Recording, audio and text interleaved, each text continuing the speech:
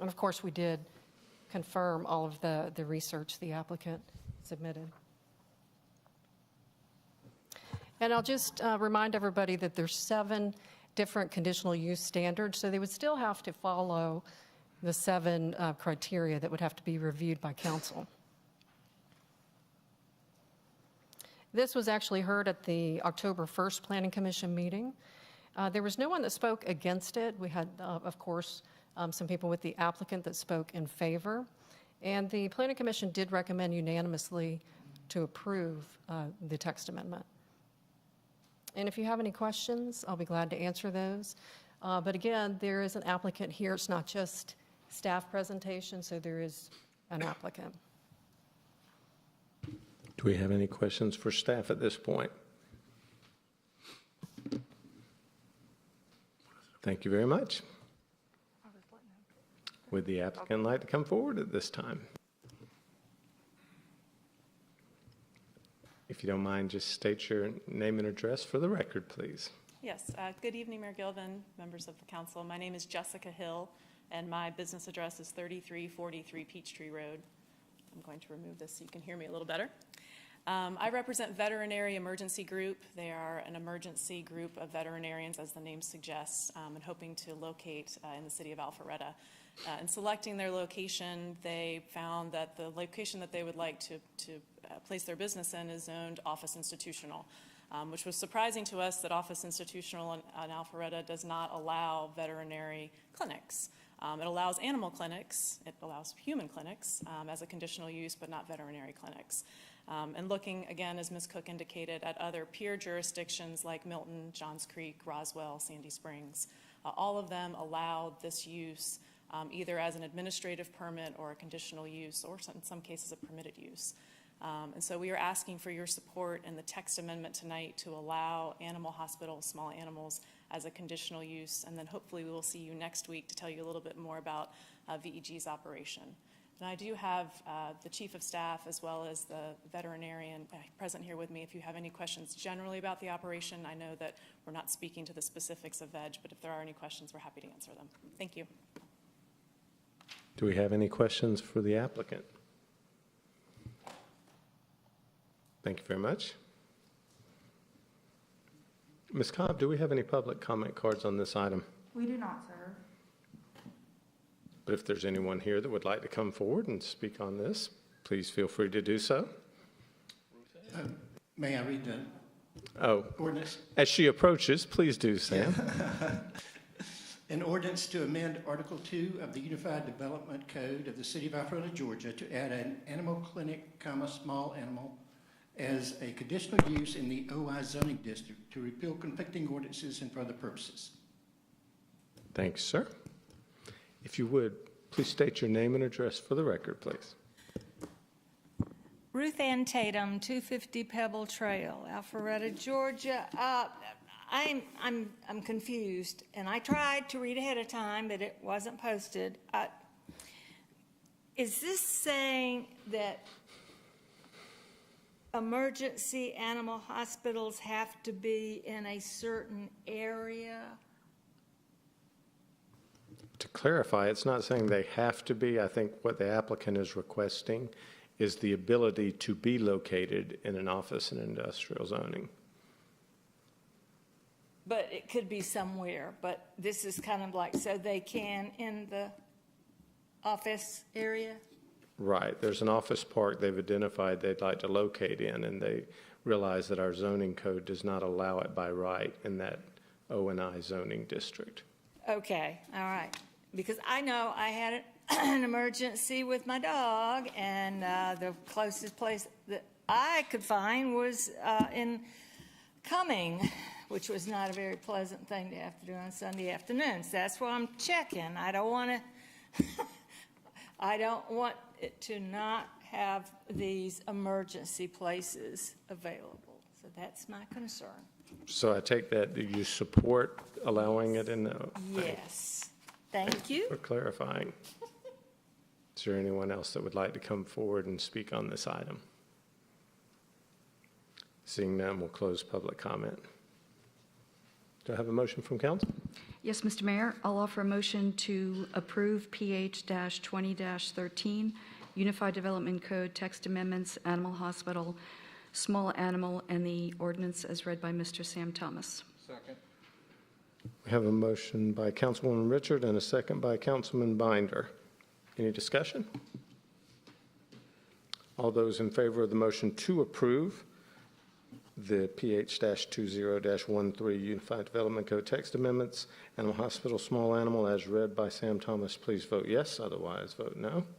And it does pass unanimously. That's just the first reading, so there will be an additional reading. And that'll wrap up the public hearing for this evening. So we will move on to the board and commission appointments. First item is one that I'll actually be discussing, and that's the appointment to the North Fulton Community Improvement District and NFCID Board. And just to explain this, for those of you that aren't aware, the North Fulton Community Improvement District is a self-taxing organization of commercial property owners in North Fulton County, primarily in Alpharetta, but it does extend along the 400 corridor into Roswell. We have, as a city, a member representing us on that board of directors. They're great partners with us. They've helped invest in a lot of the infrastructure projects over the years that have been done along the 400 corridor.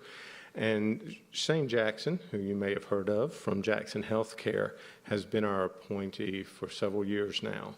Mr. Jackson, for those of you that aren't aware, is one of the largest employers in Alpharetta, and certainly the largest locally owned employer in the city of Alpharetta. He also owns, if not one of the largest investments in the city of Alpharetta in their properties over off of Northwinds Parkway. He's done a great job of representing us over the years. His company is a healthcare staffing company with about 1,500 employees in the city of Alpharetta. And in the healthcare field, they've been pretty busy over the last 8 months.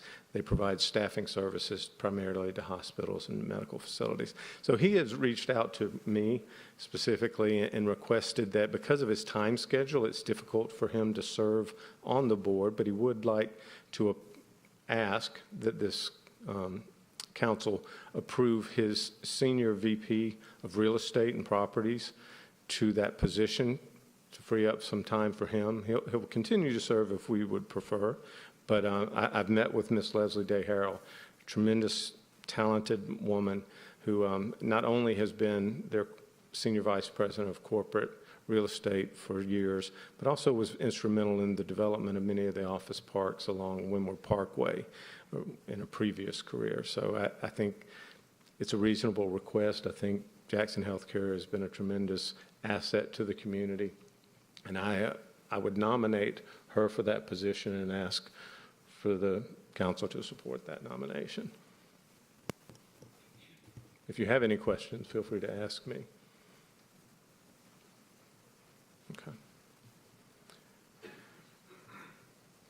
Ms. Cobb, do we have any public comment cards on this item? But if there's anyone here that would like to come and speak on this item, now's your chance. Seeing no one, we'll close public comment. If there's no other discussion, I'll call for a motion. Mr. Mayor, I'd offer a motion to approve Leslie Day Harrell to represent the city in the open seat for the CID Board of Directors, effective immediately. I'll second that. We have a motion by Councilman Merkel, a second by Mayor Pro Tem Mitchell. Any discussion? All those in favor, please vote yes. Otherwise, vote no.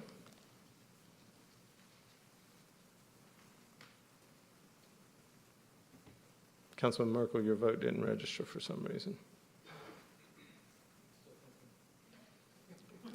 And it does pass unanimously.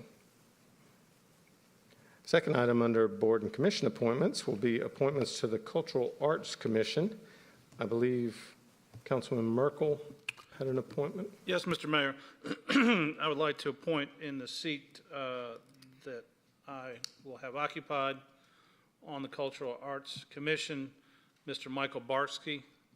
Mr. Barsky's been in real estate in and around this community for quite a while, and he's also got an undergrad degree in art. We talked about possible BZA appointment. which would really be up his alley from the real estate side, but he was really much more excited about the opportunity. So tonight I'd like to offer Michael Barsky as my representative to the Arts Commission. Thanks, sir. Councilman Binder, I believe you had an appointee. Yes, I'd like to nominate Diana Schmiel to the Arts Commission. She's been integral in Arts Alpharetta from the very beginning, and she's done a lot within the community and definitely helped me see the error of my ways on some of the art exhibits I've seen around here and turning me around. So I think she'll serve good there and serving the public. Thank you very much. And since I had not added this to the agenda, but I have had opportunity to meet with a local resident, Mr. Gene Andrews, over the last couple of months. He had reached out to me originally about special events and such. He used to live in Windward when I lived there, and our sons played football together years and years ago, way back then. And he had reached out to me. He's actually an event promoter and has a pretty extensive contact list within the performing arts community, some artists, recording artists, and promoters, television producers, and things like that, and had reached out to me originally about trying to attract more television production, those types of entertainment events and things, and he had wanted to get more engaged. So I'll take this opportunity to nominate Gene Andrews to the Cultural Arts Commission. If there's no other appointments, we'll go ahead and close this item.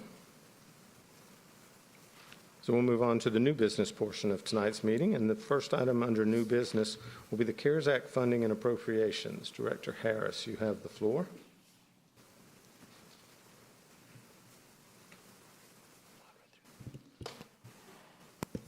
Good evening, Mayor and Council. This item before you recognizes the 2.8 million plus of CARES Act dollars that came through Fulton County as part of our IGA with them.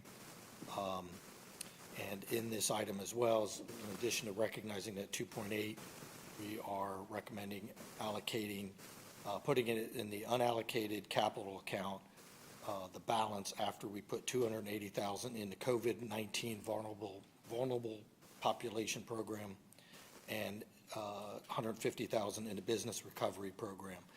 They will remain in those programs for those dollar amounts until such time as council approves the actual parameters for those programs and the individual grants that may come thereafter. Thanks, sir. Mr. Rios? Nothing, just in case you had any questions. Do we have any questions from council? Mayor Pro Tem Mitchell? Oh, whichever one wants to answer this. Is there a timeline in which they can remain in those budgeted areas? From the budget standpoint, it's going to remain there until you either it's spent under the programs that you guys approve as far as, an action item. Later on this evening, there's 2 action items to actually come up with those programs or pieces of those programs.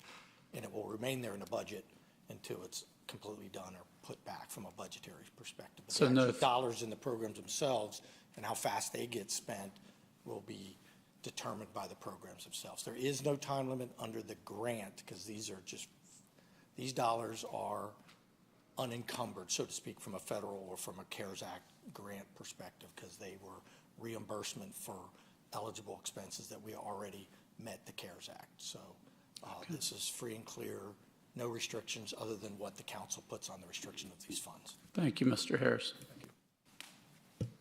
Any other council members? Any questions? Thank you, gentlemen. Ms. Cobb, do we have any public comment cards on this item? We do not, sir. But if there is anyone here that wants to speak on the CARES Act funding and appropriations, now is your opportunity to come forward. Seeing no one, we'll close public comment. Do I have a motion from council? I move that we approve appropriating CARES Act funding in the amount of $2,804,182 as follows: $280,000 for a COVID-19 vulnerable population program, $150,000 for business recovery, and $2,374,182 in unallocated capital. We have a motion by Councilman Binder, a second by Councilwoman Richard. Any discussion? Mayor Pro Tem Mitchell. I would just like to thank you, the mayor, and Councilmember Merkel, the former finance liaison, and the new one, Councilmember Jason Binder, for working on this. It's very important. Any other comments? Well, I'll just thank the entire council and specifically Director Harris on the staff, although he had a lot of teamwork in the effort. The reason we have this money is through the diligence of Tom and his department, and we appreciate your efforts in justifying the expenditures. And so it is nice to finally have some money after 8 months to be able to reach out and try to support our business community and those in need. So thank you for everybody that participated in making this possible. So I'll go ahead and call for a vote on the motion of approving the CARES Act funding budget item for an amount of $2,804,182, with $280,000 allotted for the COVID-19 Vulnerable Population Program and $150,000 for the Business Recovery Program. The rest remaining $2.374,182 will remain in unallocated capital for the time being. So all those in favor, please vote yes. Otherwise, vote no. And it does pass unanimously. Second item up on tonight's new business portion of the meeting is the agreement with the ACVB, the Alpharetta Convention and Visitors Bureau, regarding the Business Recovery Program. Mayor and Council, the request before you tonight is to fund $50,000 to the Alpharetta Convention and Visitor Bureau to contract with Expedia on an Expedia campaign. What the campaign does is it's really a very robust website, and as people come to it, it helps them identify Alpharetta as a place they want to visit, and we just did the CVB did the same kind of program last year, and it was successful in driving, I believe, 6,400 hotel nights here in Alpharetta. What we see the need for right now, and the reason we asked for the $50,000 from the Business Recovery Program, is we know the office environment in the city has been hit. And the office environment supports the CVB, supports hotels during the week. And they not only support hotels, but the restaurants and all of those other services that office workers and visitors through the corporate world tend to count on when they come here. That has taken a hit this year. The CVB, we've adjusted their budget twice, and these funds for the same kind of program this year just didn't think they had the money to do it. So we think by stepping into that gap and awarding $50,000, we can drive business to hotels and the ripple effects of that through restaurants and shopping in the city. I'd be happy to take any questions. And we have Janet Rogers here too, of course. Do we have any questions from council? Thanks, sir. Ms. Cobb, do we have any public comment cards on this item? We do not, sir. But if there's anyone that'd like to come forward and speak on this item, now is your chance to do so. Seeing no one, we'll close public comment. Do I have a motion from council? Yes, sir. I move that we approve $50,000 in CARES Act business recovery funds to be appropriated to the Alpharetta Convention and Visitors Bureau for an Expedia campaign to market tourism in Alpharetta to the leisure and business traveler. Second. I have a motion by Councilman Binder, a second by Councilman Merkel. Any discussion? Councilman Binder. I believe this is a great step, and thank you, Janet, for bringing this forward and our continued partnership working with ACVB. We're going to have to continue doing what works and then also start thinking outside of the box of what we can do to help bring business back and our economy forward as we get through this and looking into this winter and the spring. So thank you. Any other comments? Well, I'd also like to thank Janet and Bob for helping put together this proposal.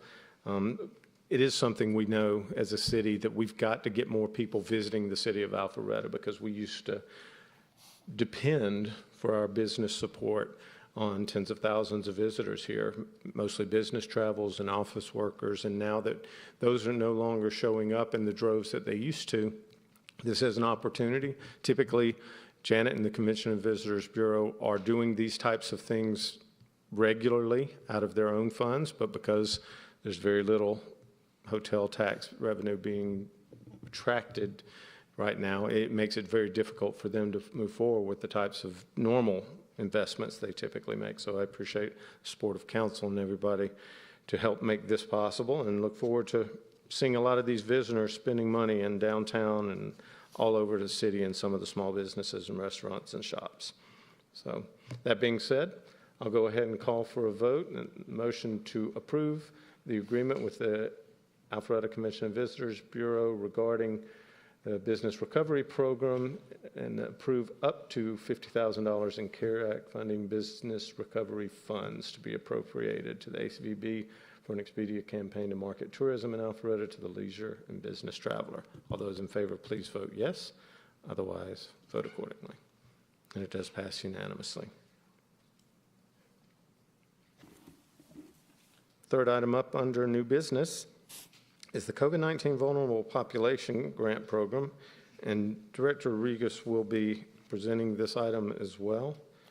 Mayor and Council, this is this is to recommend the process for how we distribute the funds you just made available through the Vulnerable Population Grant Program. We have the application attached, and we can go through that. But just wanted to talk about how it will be promoted. We'll place the application. We'll have a media release with a link to the application on the city website, distribution of the release to area media outlets, promotion of the opportunity via our social media channels with links back to the media release and application. Request that United Way assist by distributing the information to their roughly 240 not-for-profit service organizations serving Alpharetta and North Fulton. The grant application will be available beginning tomorrow, and applications will be received until the funds have been expended. The committee that will review this and bring forward recommendations to you, we recommend that committee consist of James Drinkard, Tom Harris, and Chris Randall. And of course, upon approval of funds that y'all make, we'll enter into an agreement with the appropriate not-for-profit. So if y'all would care to go through the application, we can do that, or if you've had time to review it, we can take questions on it or comments. And before we take questions, I'll just kind of set the table, because I appreciate the patience of council over the past few weeks. This has been a moving target because, up until very recently, we did not think we had a lot of flexibility with how we were going to be able to receiving these funds, or how it would have to be spent, or the time frame. And so over the past few weeks, I've worked with Bob and Councilman Binder, reaching out to other cities and organizations that have been through this process, who received their money 6 months ago, 7 months ago, and so they had deliberated on it. The application relied heavily on one from the city of Dunwoody, and things like that. So I appreciate it. I know it's kind of been rushed, and we want to make sure we get it right. So if you have questions, let's dive into this and try to clean them up tonight. But otherwise, we'll do whatever the will of council is at this point. Councilman Burnett. Thank you, Mr. Mayor. You acknowledged me, but I was waiting. Bob and/or Sam, when we applied for COVID funding, we used the Department of Public Safety to reimburse almost $3 million for the sake of not looking it up. Is that correct? Yes, sir. We can use those funds for anything that this council deems appropriate, yes or no? Are there restrictions on? You're not, we complied with all of the care requirements, so we have, except for the restrictions we put on it, we're free to do that. When you said the 3 individuals, and I appreciate that there are no elected officials as a part of spending $280,000, so thank you to you and thank you to you. What are the criteria? What makes those 3 qualified to look into mortgage assistance, overdue rent, utility assistance programs? Well, basically, they'll be looking at the wherewithal of the nonprofit to make sure they're an established nonprofit, that they have the legitimate expenses that are outlined for in the background and introduction, and that they can document the need that they're serving the Alpharetta community through the expenditure of their funds. Thank you, sir. Thank you, Mr. Mayor. You're welcome. And just to clarify, Bob, what you are recommending is a panel of 3 of our staff members to evaluate applications of nonprofit.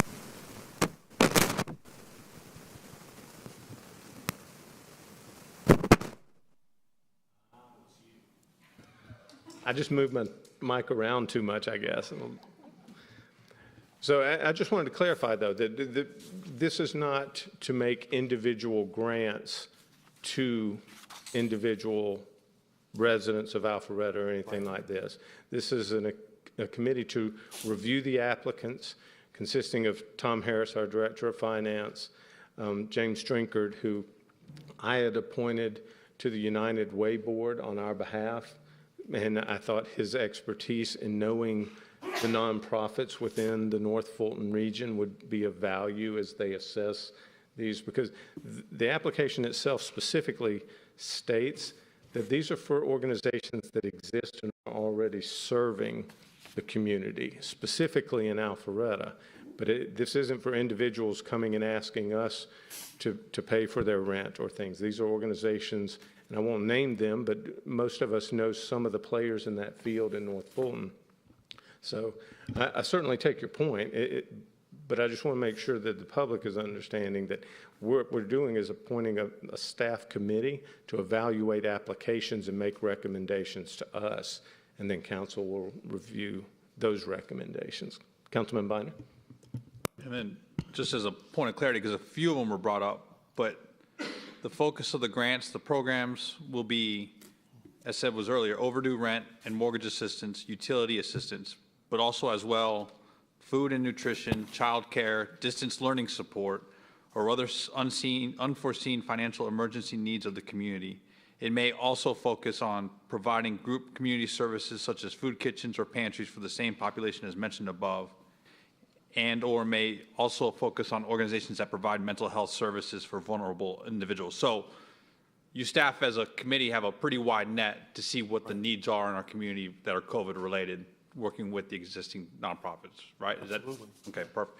And as a city, we've done grant committees before with staff, whether it's the special needs grant, arts, trying to think of some other things, but I know we've done plenty of, you guys have had experience before in the grants committee, right? Yeah. James is shaking his head, nodding his head yes, so I think we're all safe. So I just want to add some clarity that this has been done, and staff has had the experience in this, so. Mayor Pro Tem Mitchell. Thank you. I just want to clarify, is there any mechanism we have in place to make sure there's not overlapping services and that these organizations are not already receiving CARES funding from a different government entity so that we're not overlapping in donations to those and that we're reaching the more vulnerable groups that maybe have not been able to receive those donations. You know, we're asking for them to come forward with that information if they have received funding from other agencies. We are asking. Yes, we are. Okay. All The right. application specifically prohibits double dipping. Right. I didn't see that Kinda in here. I character. just wanted to clarify. Yeah, it wasn't written with double dipping, but the intent was that they would basically be committing fraud or fraudulently applying for the grant if they were asking for money to cover something that had already been covered. Super. Thank you. Councilman Heights.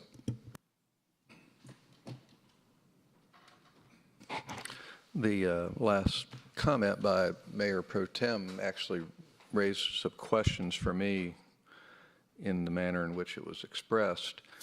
And there can be a charity out there that's receiving CARES funding from another entity. But if they have the capacity and the demand on that charity, they can be receiving additional CARES funding vis-a-vis a grant, as long as all that money is going to the person in need. And in this case, we're going to be heavily scrutinizing that the persons in need are residents of Alpharetta. Is that correct? Yes. Okay.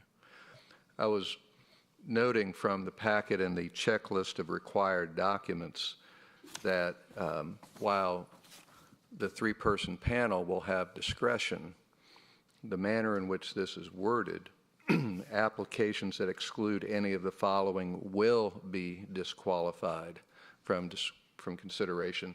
That takes away any discretion.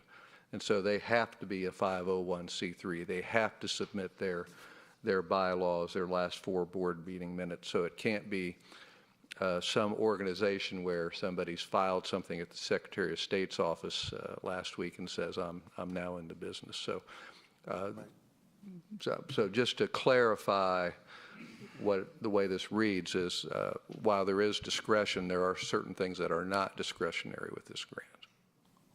Yeah. That's correct. So, okay, thank you. Any other questions from council at this time? Thank you, sir. I appreciate all the time and effort you and James have put into this. Ms. Cobb, do we have any public comment cards on this item? We do not, sir. But if anyone would like to come forward at this time and speak on the item, now is your chance. Seeing no one, will close public comment. Do I have a motion from council? Yes, sir. I move that we recommend that mayor and council approve the COVID-19 Vulnerable Population Grant Program and authorize the mayor to execute all necessary documents. We have a motion by Councilman Binder, a second by Councilman Merkel to approve, let me get the program, the COVID-19 Vulnerable Population Grant Program.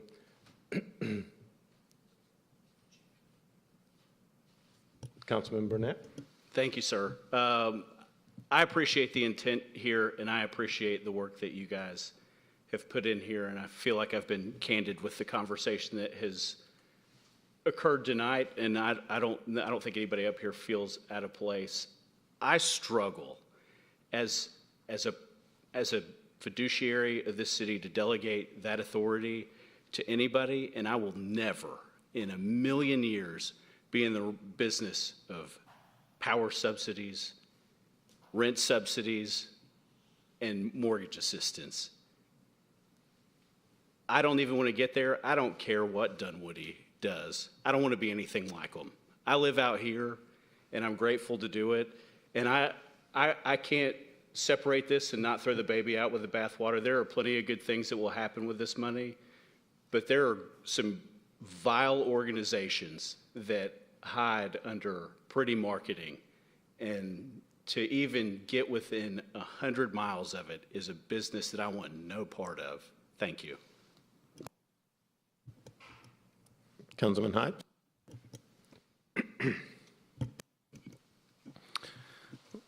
When Congress determined that there were people struggling and in need, and people who have played by the rules, and even having played by the rules have checked up short because they've lost their jobs and they've lost their health care, all because of some virus that's run rampant and it hit their industry. Maybe it's the hotel industry, maybe it's the entertainment industry, you know. And they made that decision to allocate those dollars downward to the smaller government level, and we fought with Fulton County to get our share of it. I'm very pleased and thankful and appreciative of Councilman Binder and the mayor and everyone who was involved to carve this out for council's consideration. I think using 10% of this money and incorporating the checks and balances that we are doing through this grant process, I couldn't be any prouder of how we're using this money.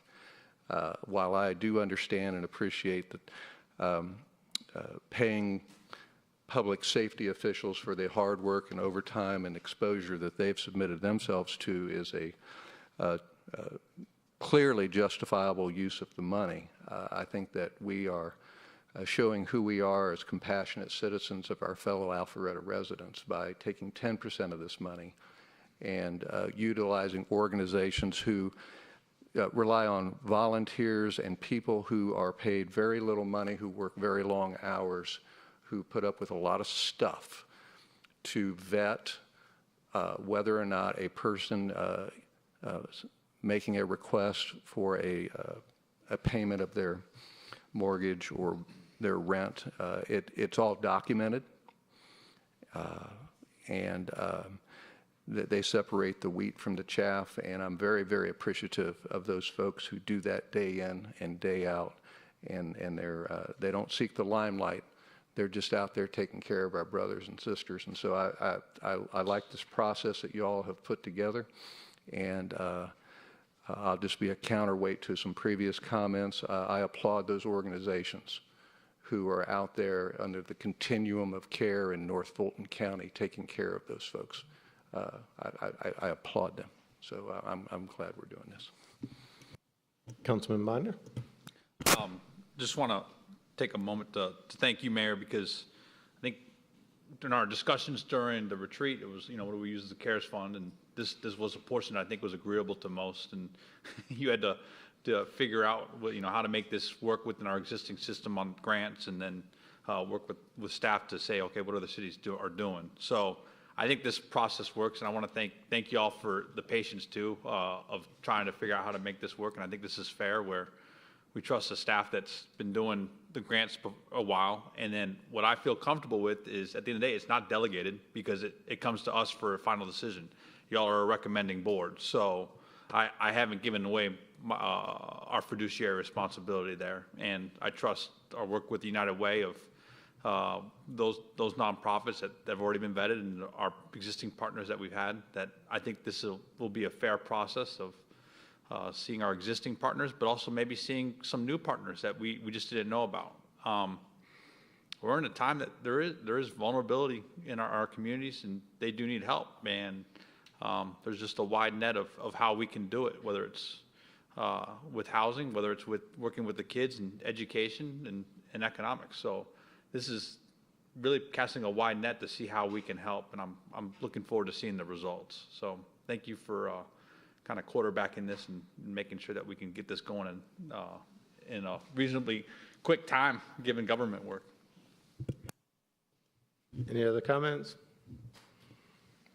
Well, I'll just say that I certainly share some of the concerns about some of the decisions we've had to make over the last 8 months, but these are extraordinary times, and who could have foreseen situations where people would lose their jobs through no fault of their own because the business was forced to close down because of state restrictions or municipal restrictions and things like that. I mean, these are extraordinary times, and I have faith in our council to use discretion in addressing these uncertain times, but not continuing to let that become a slippery slope in the future.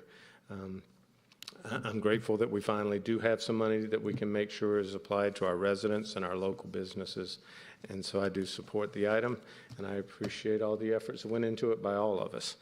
So that being said, I'll go ahead and call for a vote. If you approve the motion to approve the COVID-19 Vulnerable Population Grant Program, please vote yes. Otherwise, vote no.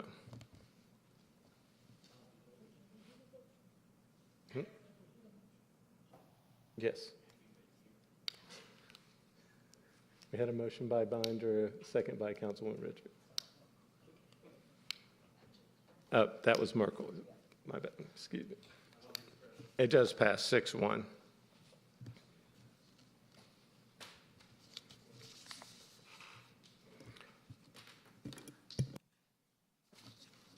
I'll get my papers back in order.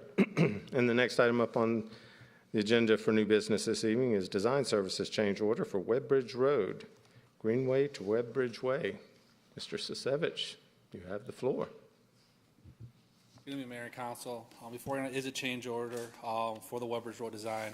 You may recall at our last retreat, we discussed widening the sidewalk from 8 feet to 10 feet, as well as increasing the width of the beauty strip from 3 feet to 6 feet. That meant that that additional 3 to 6 feet reduces or eliminates, the pervious pavement that would have exceeded additional maintenance costs in the future. So it's $123,415 to Pond and Company and an additional $25,000 to our program manager Atkins to facilitate this. One reason why the cost is as high as it is they have to redo all the right-of-way drawings along the whole entire corridor, that stretch. So, and Atkins is going to look very hard to adding retaining walls to minimize the amount of right-of-way and easements we will need along that corridor to reduce costs. So. Do we have any questions from council at this time? Just a barely related question, but something occurred to me today as I was driving down Webbridge Road.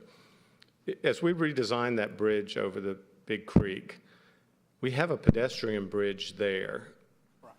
Would we be able to utilize that pedestrian bridge somewhere else? I don't want to say I'm confident we can find a solution. The biggest thing is I believe that bridge was welded into from 2 bridges. So we'd have to look at the welding and see what the span is, but we will do everything we can to preserve that existing. Just wanted to put that out there. There's a lot of other places we'd love to have a pedestrian bridge, the Greenway. So might be able to recoup some of that or salvage it. If there's no other questions, though, I appreciate your efforts in this. Ms. Cobb, do we have any public comment cards on this item? We do not, sir. But if anybody would like to come forward and speak on the design services change order for Webbridge Road, now is your chance. Seeing no one, we'll close public comment. Do I have a motion from council? Yes, sir, Mr. Mayor. I'd like to make a motion that we please approve change order number 2, PO-1900-583 from Pond and Company in an amount not to exceed $123,415 for design revisions to the Webbridge Road Greenway to Webbridge Way, and then approve a change order number 1 to PO-1900-584 from Atkins in an amount not to exceed $25,000 for an additional project management, and authorize the mayor to execute all necessary documents. I have a motion by Mayor Pro Tem Mitchell and a second by Councilwoman Richard. Any discussion?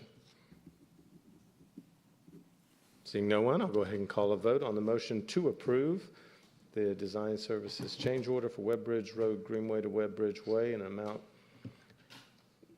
up to $123,415 for PO 1900583 from Pond and Company, and a change order to PO 1900584 from Atkins in the amount of $25,000 for the additional project management.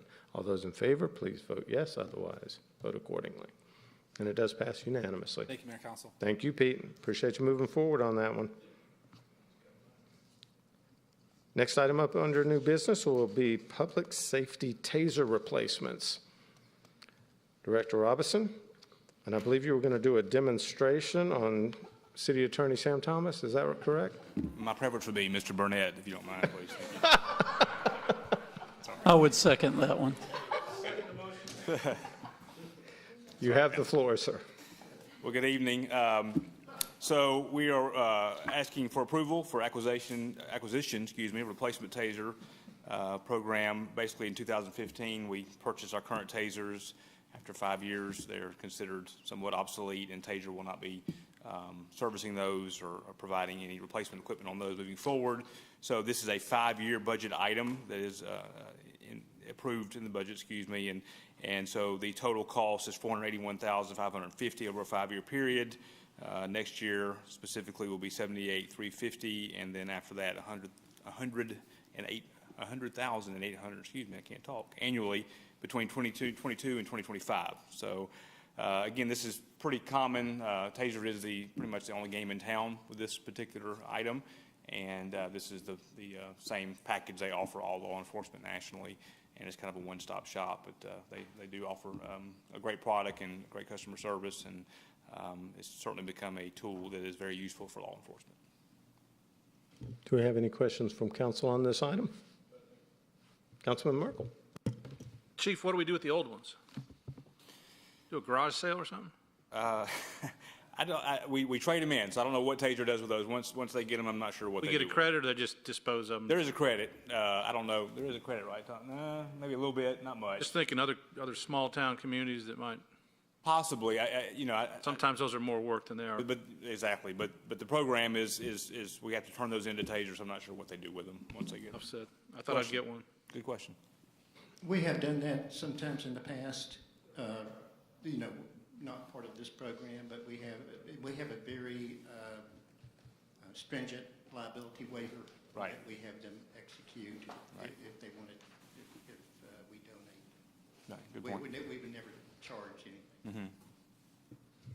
Any other questions from council? Thank you, sir. Thank you. Ms. Cobb, do we have any public comment cards on this? We do not, sir. But if anyone would like to come forward and speak on replacing the tasers, now's your chance. Seeing no one, we'll close public comment. Do I have a motion for council? Mr. Mayor, I make a motion that council approve the request for replacement of the taser weapons as outlined for a total cost of $481,550 over 5 years, with an expenditure this fiscal year of $78,350. We have a motion by Councilman Hypes and a second by Councilman Merkel. Any discussion? Councilman Hypes. I just want to express my appreciation to Chief Robinson and the Public Safety Department. Clearly, policing and policing techniques been much in the news this year, and it's really important that we stay current and use less lethal options and appropriate force and de-escalation. And this is right in line with where we ought to be as a cutting-edge police force. So, good job. Any other discussion? All those in favor of the motion to approve the acquisition of the replacement taser conducted electronic weapons for a total cost up to $481,550 over the 5-year period ending in fiscal year 2025, specifically $78,350 for fiscal year 2021, and $100,800 annually between fiscal years 2022 and 2025. All those in favor, please vote yes, otherwise vote accordingly. And it does pass unanimously. I believe the demonstration with Mr. Burnett will be immediately following the meeting.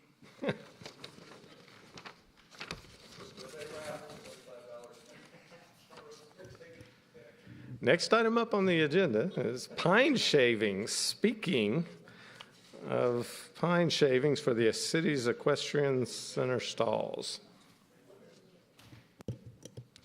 Thank you, Mr. Mayor.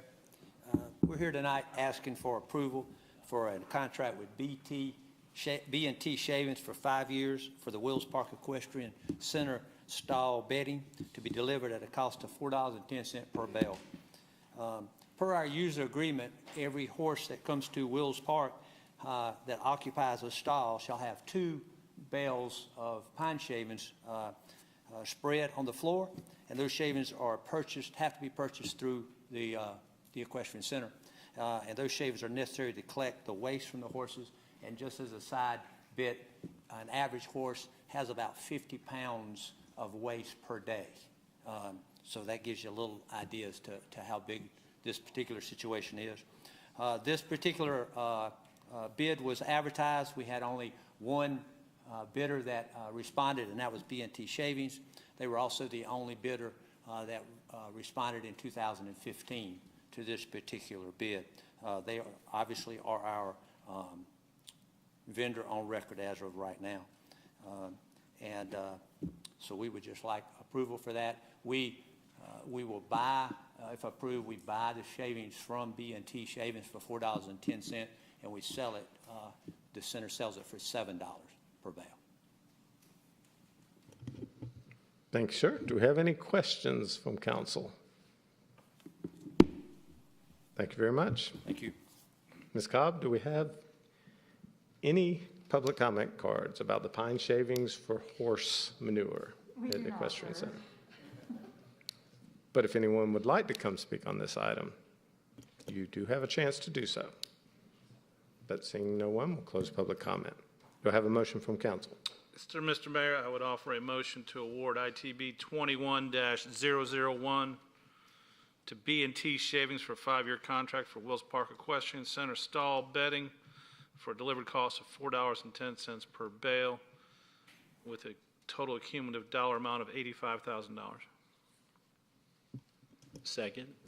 We have a motion by Councilman Merkel, a second by Councilman Burnett. Any discussion?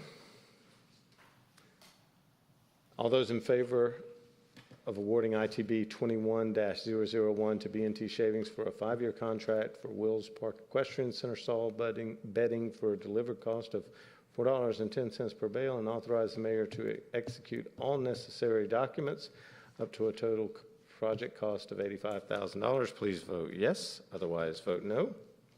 And it does pass unanimously. So that'll wrap up the new business portion of tonight's meeting. So if there's a member of the public here who has not had their opportunity to speak and would like to come forward and speak at this time, now is your chance to do so. Pardon? I can't come back up there. Yes, you may. Thank you.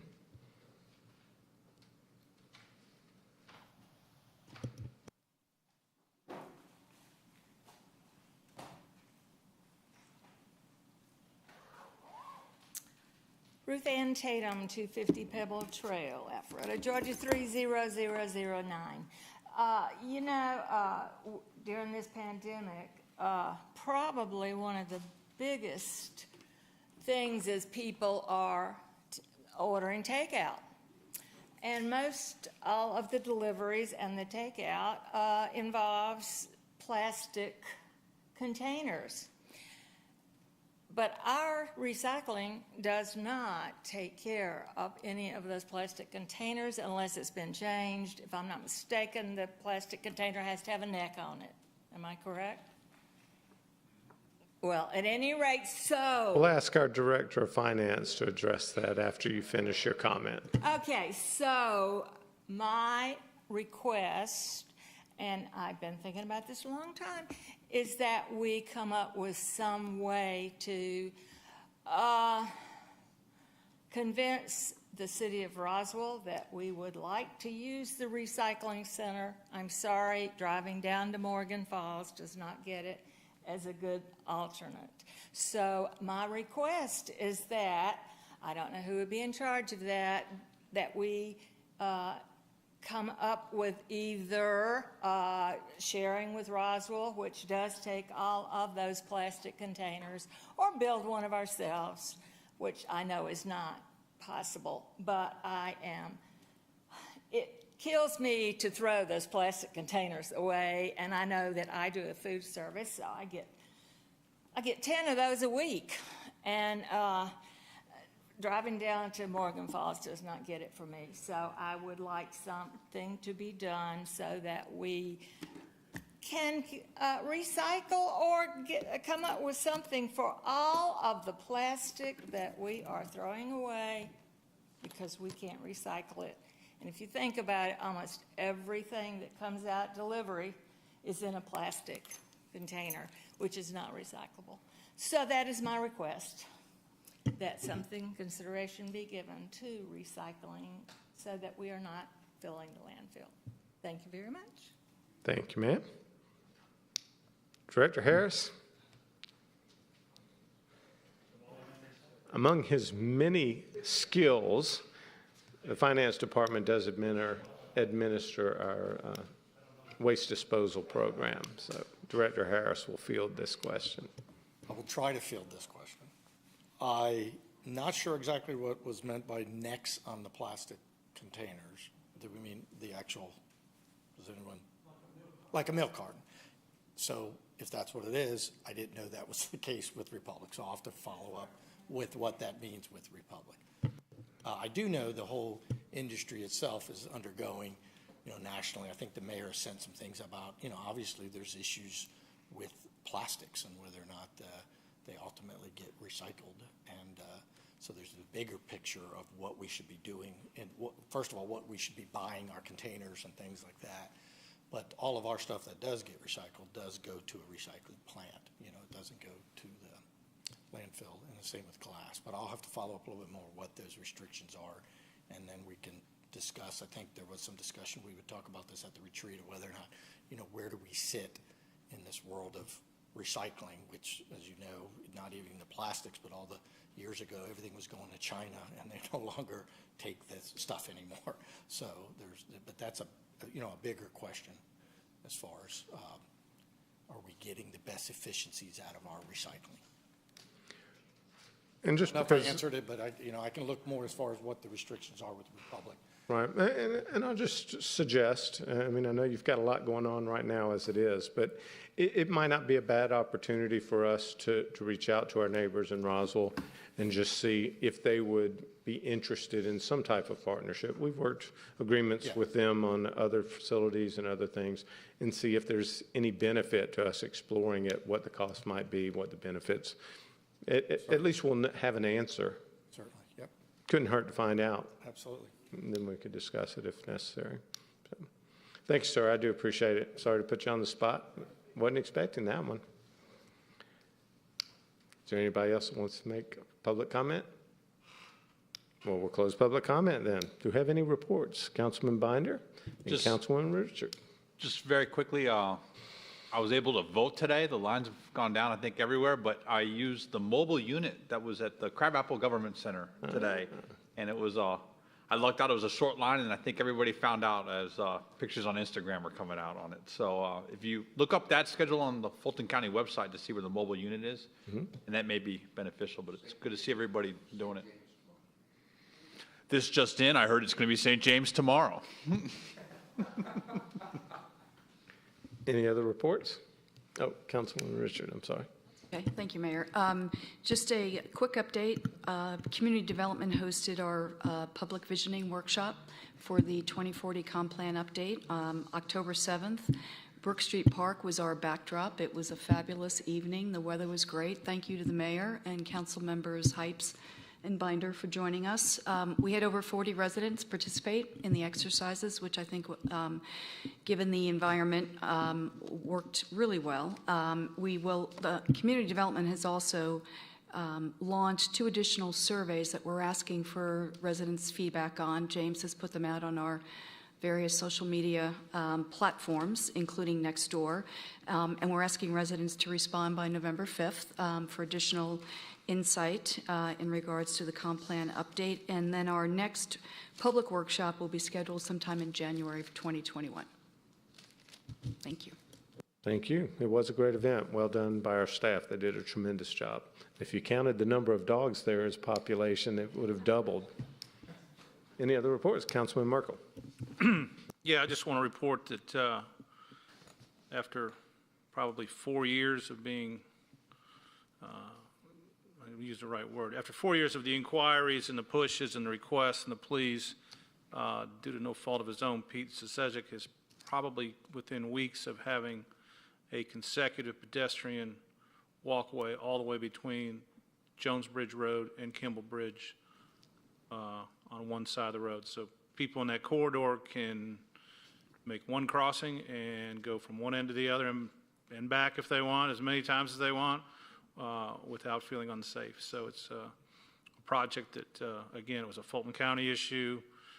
It was a builder-developer issue, and it wasn't until once all that got cleared up legally with Sam and Bob Regas, Pete grabbed it by the horns and got it done. So I know Pete gets a lot of praise for stuff he's supposed to do, but this wasn't one of them, and he did pull this one off very well, and I want to thank you very much for everybody in that corridor, because I'm hearing from them. Thank you. Any other reports from council? All right, then.